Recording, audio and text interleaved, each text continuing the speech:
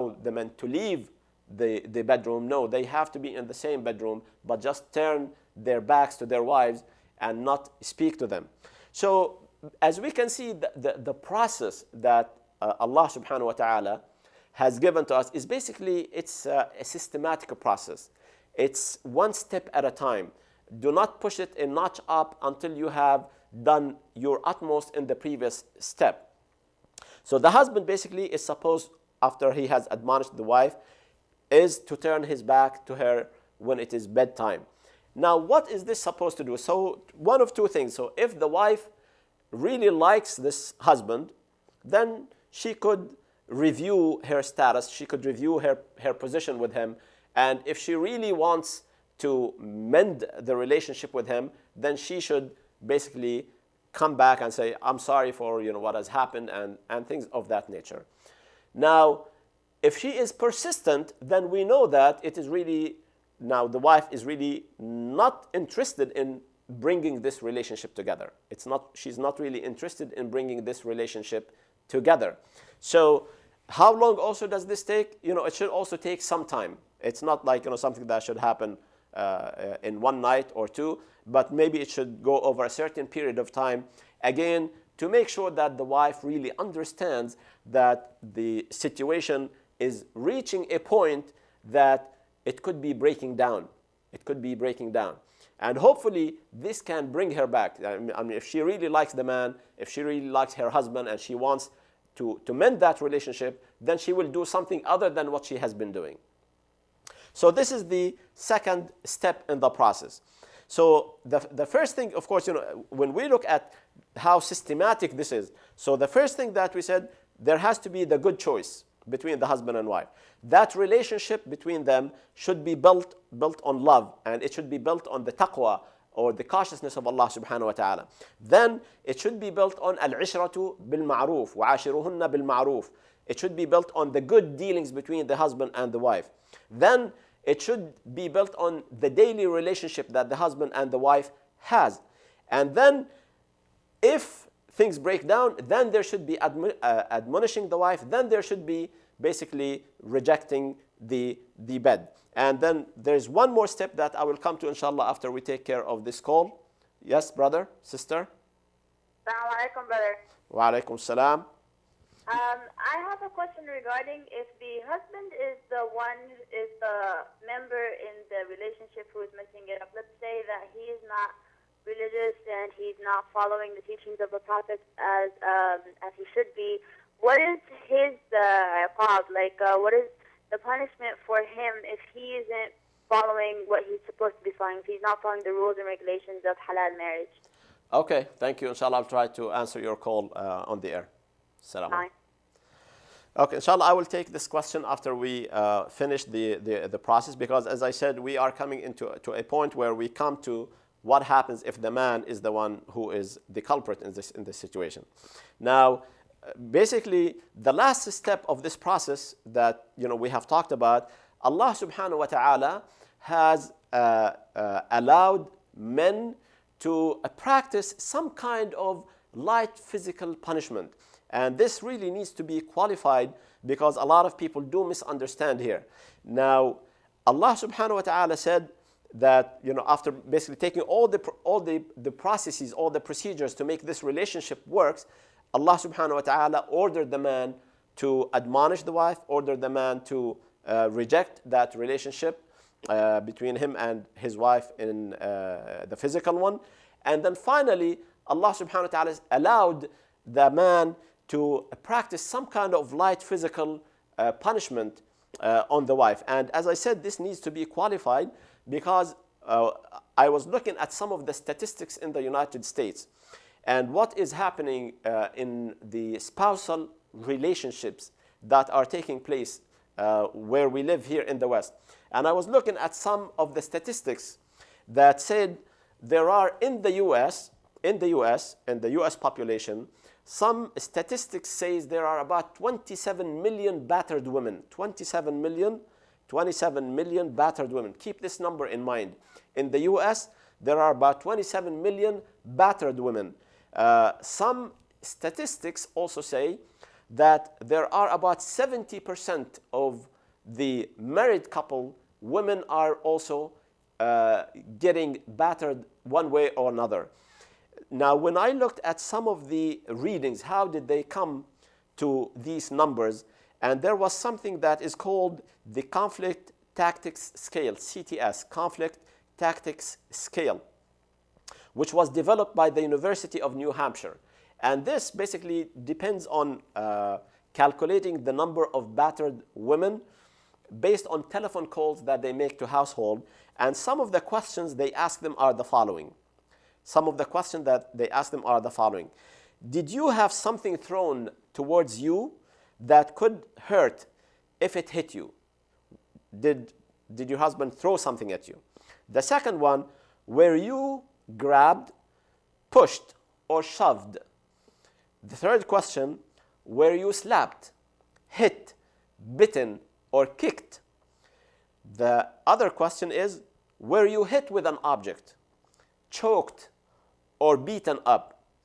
The sixth question, were you threatened with a knife, a gun, or another weapon? And the last question, was a knife, a gun, or another weapon used against you? So we can see the severity of these accusations that are happening in household in the US. So some of the statistics claim that 27 million women are battered, and some of them say 70% of married couples are going through domestic abuse of such nature. Now, these are extremes in my view, and that's why when we look at the behavior in Islam and we see what are the things that Allah subhanahu wa ta'ala and the Messenger, peace be upon him, has placed for us as Muslims to resolve this conflict, when we look at these questions, they look extremely extreme. I mean, using pushing, shoving, choking, slapping, beating, hitting, choking, using a knife or a gun. These are pretty extreme things, and people are answering yes to them. At least 70% of people are answering yes to them. But what really struck me when I was reading this statistics, the person who is writing the analysis said, the question begged here is, how many of us have not been guilty of or a victim of some form of the behavior described in the CTS scale? So it's pretty severe that even the person who is writing this is saying that almost everybody has at one point in time gone or been present in a situation like this. Now, when we look at the Islamic etiquette, so Allah subhanahu wa ta'ala is saying, or basically is giving the men to use some type of a light physical punishment. For example, when a person is spanking their child, or when a father or a mother is taking care of their child in a physical way that does not harm, but in reality, it is basically kind of a message. And that is the type of physical punishment that is being talked about too, in my understanding, because there was one situation in the Quran when Ayyub alayhi salam, one of the messengers of Allah, he made an oath that he was going to physically punish his wife. He was going to physically punish his wife. So Allah subhanahu wa ta'ala taught him what to do. He said, collect 100 sticks, small sticks, and just go like this. So basically, it's a kind of a message. It's not, what is meant with it is not to harm the wife, but to give her a message that basically I have had it, I've had it up to here, and this is the final thing that I'm going to do. That is going to be before divorce. And if the relationship comes back to be smooth, then Allah subhanahu wa ta'ala is saying, فَلَا تَبْغُوا عَلَيْهِنَّ سَبِيلًا. So after Allah subhanahu wa ta'ala is telling the men, وَاهْجُرُوهُنَّ فَعِظُوهُنَّ وَاهْجُرُوهُنَّ فِي الْمَضَاجِعِ وَاضْرِبُوهُنَّ فَإِنْ أَطَعْنَكُمْ فَلَا تَبْغُوا عَلَيْهِنَّ سَبِيلًا. So Allah subhanahu wa ta'ala is saying basically, after you admonish them, after you reject the relationship in the bed, and you practice some kind of a physical punishment that tells them basically that this is the last of the things, فَلَا تَبْغُوا فَإِنْ أَطَعْنَكُمْ فَلَا تَبْغُوا عَلَيْهِنَّ سَبِيلًا. Now Allah subhanahu wa ta'ala is threatening men is threatening men of abuse. And this is basically where the relationship that a Muslim pays attention to, that Allah subhanahu wa ta'ala Almighty is telling the man in this case, if your relationship with your wife goes to be smooth again, and the wife is agreeable with you, فَلَا تَبْغُوا عَلَيْهِنَّ سَبِيلًا, you should not try to do anything further. إِنَّ اللَّهَ كَانَ عَلِيًّا كَبِيرًا, because Allah subhanahu wa ta'ala, He is so high and He is almighty great. Basically, the ulama says this is a threat to men not to abuse the wives. This is a threat to men not to abuse the wives. So this is basically what the process is that deals with nushuzul mar'a, or when the wife is causing problems in the household. And this is the Islamic etiquette of dealing with it when it gets there.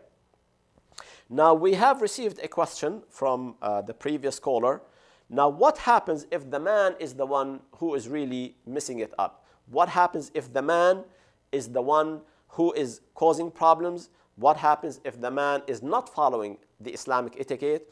What happens if the man is the one who is not following the guidance of the Prophet sallallahu alaihi wasallam?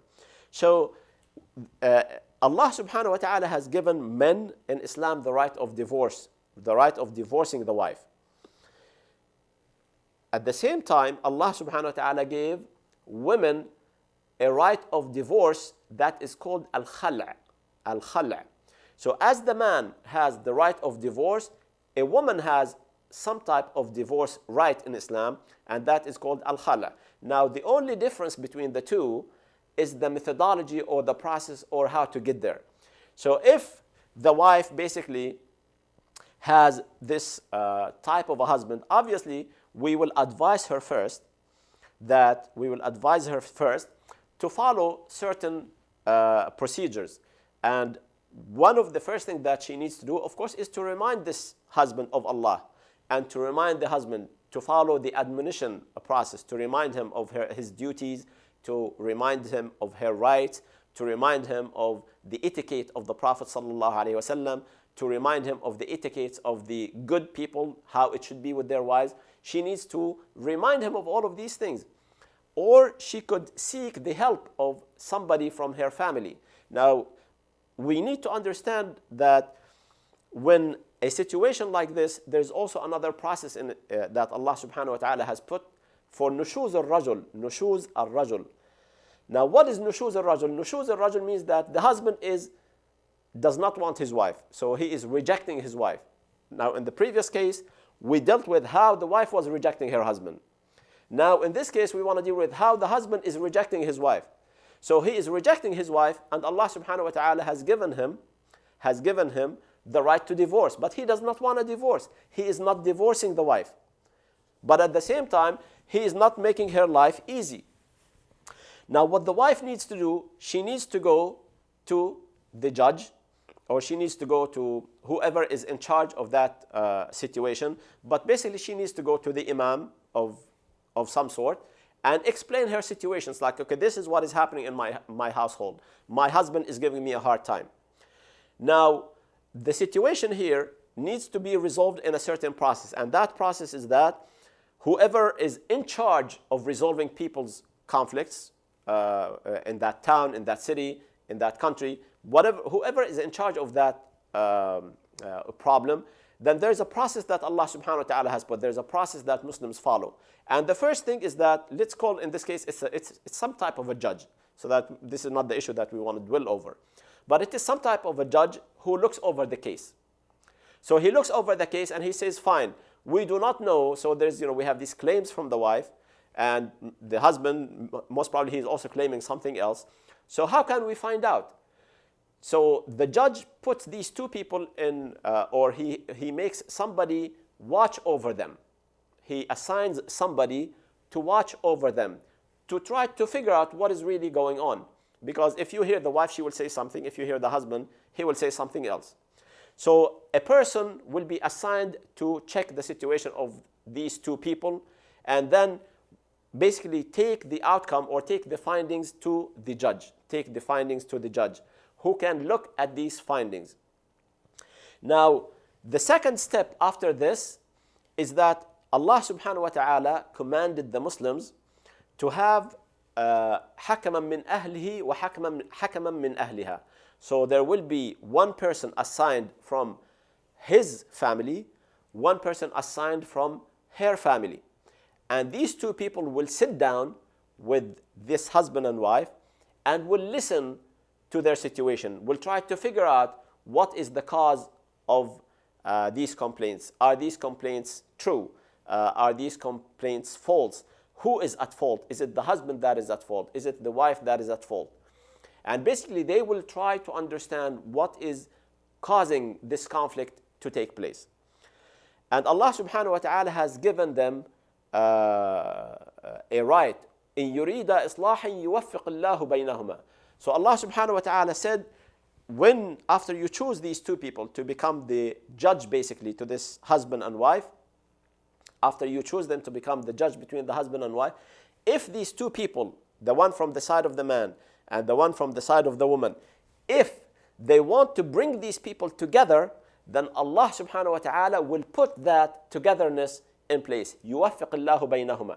So Allah subhanahu wa ta'ala made it dependent on the intention of these two people. So when there's a conflict, when there's a dispute between a husband and the wife, and the two families bring one person from their side, they should choose among themselves the best they have. The best they have, who really have the interest to bring these two people together. Because if they have the interest to bring these two people together, then Allah subhanahu wa ta'ala will make them work out, will make that relationship work out. So if that relationship does not work out, and the husband and the wife, still one of them or both of them, unhappy with one another, they want out. One of them or the other wants out. Then the judge basically has to make a decision in this case. And as we said, there are two types of separation between the husband and the wife. So it's either in the hands of the husband, as it usually is, and or in the hand of the wife. Now, as I said earlier, it is really the process or the way it happens. Now, before I go into this, I would really like to bring one thing to your attention. In the Islamic process for separation, the talaq, or when the husband in this case decides to divorce the wife, he could just utter the word. He says to his wife, "Anti taliq," or something of that meaning. That means she is divorced. And that is one, because there are three opportunities for this process also to take place. Because the goal really in this process is not to separate the husband and the wife, but really to protect the household from breaking down. To protect the household from breaking down. So after the husband says to his wife, "You are divorced," or "Anti taliq," now she is divorced, but Allah subhanahu wa ta'ala has given them two more opportunities, two more opportunities. الطلاق مرتان فإمساك بمعروف أو تسريح بإحسان. So the husband has the right to say to his wife, "You are divorced." But when he says that, she is not supposed to leave the house, and he is not supposed to leave the house. And this is where most of the problems that were brought, at least to my attention, have happened. Because what happens is that because of lack of knowledge, when the husband utters that word, the wife thinks that she is divorced and she has to leave the house. Or he thinks that she is divorced and he has to leave the house. While the Islamic etiquette in this case is for both of them to stay in the house, not to leave the house. Because even though she is divorced, the man can think it over and can decide to nullify his divorce of his wife, and he could say, "I would like you to come back to become my wife again." And that nullifies the divorce. It's that simple. It's that simple. Now, when he says that word, there is a period that is called al-idda, or it's about 3 months, but please review the information because it's for your own good. Al-idda, we don't really have time to go into that. But it's a period of about 3 months where after he utters that word, they stay home together. After he divorces her verbally, they stay home together for that period of time. Now, during this period of time, which is, as I said, about 3 lunar months, they can come back together, and the divorce is nullified, and they are back husband and wife. So he has to, if he really decides to bring her back, they have this period of 3 lunar months that she can come back. He could nullify that divorce. Now, if at any period, if at any one of these times they decide both to have a physical, intimate relationship, basically that's a practical return. That's a practical nullification of the divorce. It is a practical nullification of the divorce. And she is his wife again, and they are back husband and wife, and life goes on. Let's say that in a month, in a year, in 2 years, they come to a similar situation where they cannot really mend. He follows all the procedures, he follows all the steps, they talk to so many people. It doesn't work out. Then they have the opportunity that he could utter that word one more time, the divorce, and again, she's divorced, but they both have that period of about 3 lunar months to be together again and see each other on a daily basis because they both live in the same household. Neither one of them is allowed to leave. They continue to live in the same household even if they are divorced. And they have this period of 3 months again. So if he or if she can convince him to come back again from that divorce and they decide to come back, then they become husband and wife again. Now the only thing is that if that period of 3 months passes by without him returning into his word or without them agreeing to come back together, if that period passes, then she is not his wife again, and basically the rules of divorce apply in this situation. The rules of divorce apply in this situation where she has certain rights as a divorcee, and whatever happens with the children, whatever happens with the household, whatever happens with alimony, that's another chapter that needs to be discussed. So what we have mentioned so far is that the divorce was uttered the first time, but they have a period of 3 months. And if they come back, then they're back husband and wife. But if they don't, then they are divorced. Then you have they both have the second opportunity, which is if he utters that word, they have another period of 3 months. If within the 3 months they come back together, they are back husband and wife. Now the last one is called al-ba'ina, or the third one is the one where they have no opportunity of coming back together. So if he utters the third divorce, then she is not his wife, he is not her husband, and they cannot get married again unless she gets married to somebody else, and they again come to be a husband and wife. Is there a question? Bali? Yes. Do you have a question? Yes. Yes, go ahead, sister. Is Dr. Aziz Kamal? No, this is Yousef Al-Shehabi. For me? I think you have a wrong number. No, this is Dr. Aziz Kamal. Yes. No, I am not Aziz Kamal. This is Yousef Al-Shehabi. I can talk Farsi because my language is Farsi. Okay, I'm just going to have to apologize. I'm going to have to hang up because we only have a few minutes to close, and I do not speak Farsi. Okay. What time is I can talk Farsi with Dr. Kamal? Call in 5 minutes, please. Assalamu alaikum. After 5 minutes? Inshallah. Assalamu alaikum. Thank you. Assalamu alaikum. Jazakallah khair. Wa iyyakum. Okay, so basically what we were saying is that after the third divorce, then really they cannot come back together, and that relationship basically is gone. It's done. They have to go through the divorce process, and they cannot really come back together unless somehow the wife gets married to somebody else, and with time they get divorced, and then there will be another opportunity for them to come back together. The final thing that I would like to close this with, inshallah, is in the same manner that the husband has this right of divorce, the wife also has been given the right to divorce her husband, except that she cannot do it in the same manner. She cannot tell her husband, you're divorced, and he is divorced. She has to go to a judge, and she has to tell the judge that she's not interested in being with this man again, and she presents why she doesn't want to be with this person again, and that judge will say, fine, basically you both agree on something that between the two of you, that the husband will accept that khala', and then based on that she could remove, or she could be removed from that relationship, and the judge basically will divorce them. So the difference here is that the man can say the word and she is divorced, but the wife, she has to go to a judge, and the judge will divorce her from that man. And many of us should not see a big issue with this one, because most of the situations that sometimes, the women, they may make a decision, then the next morning they change their mind.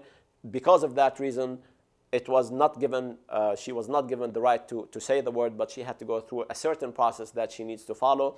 And with this, we could see the protection of the Muslim household. We could see how Allah subhanahu wa ta'ala and Muhammad sallallahu alayhi wa sallam have placed all these procedures in place for this household to stay intact, and for that relationship not to be lost, and for that unit of the community to be protected. I hope this was helpful to all of you. It's pretty challenging for me to speak about this issue, because there are a lot of issues out there in the community, but I hope some of this guidance from Allah subhanahu wa ta'ala and His Messenger will help us with our life in Islam and help us be good Muslims. وأقول قولي هذا وأستغفر الله العظيم لي ولكم, وإن شاء الله we'll see you in a second program. والسلام عليكم ورحمة الله وبركاته.